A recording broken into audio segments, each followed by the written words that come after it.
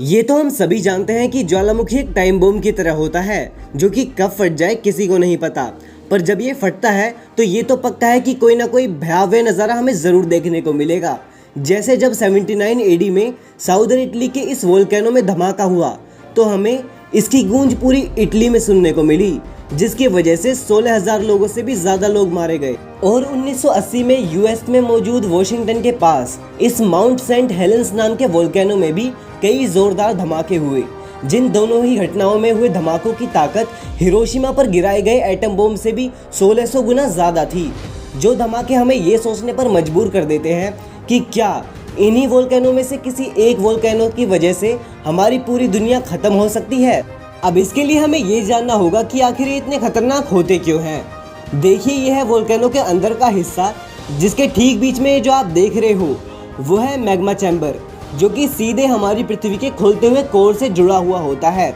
अब क्योंकि कोर में मैग्मा बहुत डेंस होता है तो मैग्मा कम डेंस रीजन मैग्मा चैम्बर से होकर पृथ्वी की सतह तक पहुंच जाता है। अब अगर मैग्मा उस समय पतला हुआ तो वो मैग्मा वोल्केनो से पानी की तरह बहेगा, पर अगर वोल्केनो से निकला मैग्मा गाढ़ा हुआ तो वो मैग्मा वोल्केनो के अंदर मौजूद गैसेस को बाहर निकलने नहीं देगा और फिर वो गैसेस एक समय पर वोल्केनो से एक बड़े धमाके के साथ बाहर निकलेंगी और हमें देखने को मिलेगा एक खौफनाक वोल्केनिक ब्लास्ट,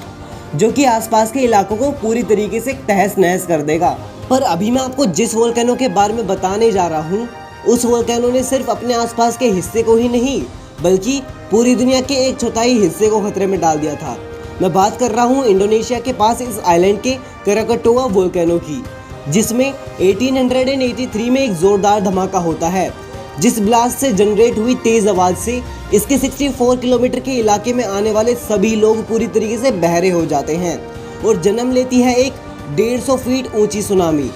ऐसा माना जाता है कि इस धमाके की ताकत हिरोशिमा बम से भी 13,000 गुना ज्यादा थी और इस धमाके से जन्मे झटके वहां से 4,000 किलोमीटर दूर भारत तक भी महसूस किए गए, जिस पूरे डिजास्टर में ही 1.5 लाख लोगों से भी ज्यादा लोग एक ही झटके में मारे गए थे। पर अगर मैं बात करूं उस समय से 75,000 साल पहले की, तो उस समय जो वोल्केनो फटा था उस वोल्केनो की ताकत तो इस कराकटोआ वोल्केनिक ब्लास्ट से भी कई हजारों गुना ज़्यादा थी और उस वोल्केनो का नाम था टोबा सुपर वोल्केनो,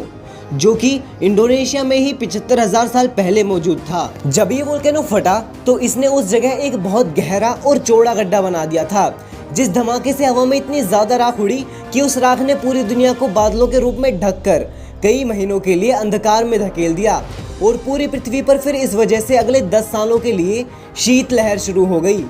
इस खतरनाक इवेंट के बाद माना जाता है कि पूरी दुनिया में केवल 3,000 लोग ही रह गए थे। पर कैसा हो अगर इस इवेंट जैसा एक और इवेंट इस समय में हो जाए तो?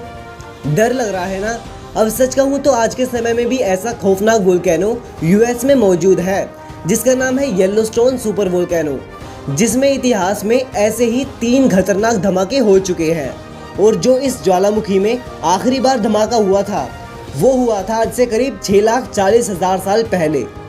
अब रिसर्चर्स का तो ये कहना है कि इस वोल्केनो के उतने ही खतरनाक तरीके से फटने के हर साल 7 लाख में से 1 चांस होते हैं, जिस वजह से हो सकता है कि ये वोल्केनो किसी भी समय फट जाए। और अगर ये वोल्केनो फटा तो यूएस के 2 बड़े स्टेट्स टेक्सास और फ्लोरिडा तो पूरी तरीके से राख में दब जाएंगे और पूरी दुनिया एक बार फिर से महीनों के लिए अंधकार में डूब जाएगी और पृथ्वी पर 10 साल तक गर्मियां कभी भी नहीं आएंगी, जिससे हर साल हमें भारी मात्रा में क्रॉप फेलियर्स देखने को मिलेंगे और हो सकता है कि करोड़ों लोग फिर आने वाले सालों में भूखमरी की वजह से मर जाएं।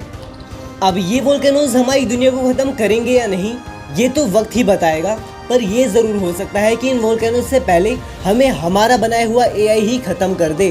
कैसे, जानने के लिए इस वीडियो को देखिए और चैनल को सब्सक्राइब करना तो बिल्कुल भी मत भूलिएगा।